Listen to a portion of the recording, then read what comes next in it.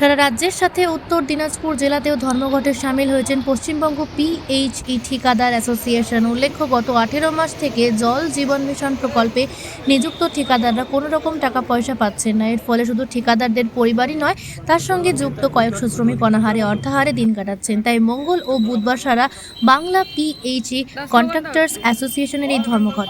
ওই অ্যাসোসিয়েশনের দাবি, অবিলম্বে তাদের বকেয়া টাকা শোধ না দিলে স্তব্ধ হয়ে যাবে জল জীবন মিশন প্রকল্প। এনারা অবস্থান বিক্ষোভ আমরা তো ওখানে দেখছি দুদিনের দিয়েছে।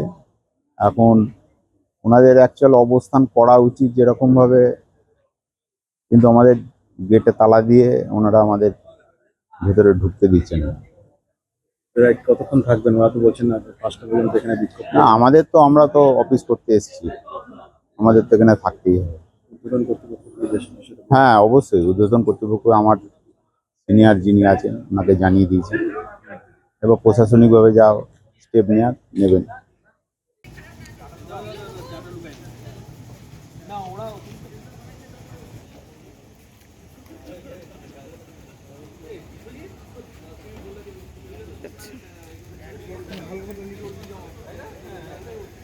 এখানে ছিল তো।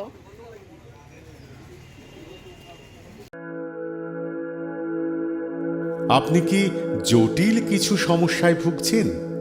সমাধান পেতে চান? যোগাযোগ করুন প্রখ্যাত জ্যোতিষ ও তান্ত্রিক মনসারাম ভট্টাচার্যের কন্যা মনসা কন্যার সাথে। প্রখ্যাত জ্যোতিষ ও তান্ত্রিক মনসা কন্যা হাওড়া জানবাড়ি ও হাতিবাগানের নিজস্ব মন্দিরেও বসেন।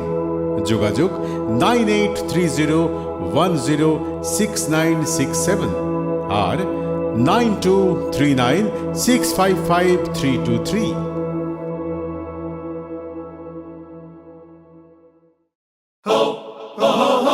পুজো মানে জমকালো লাইন,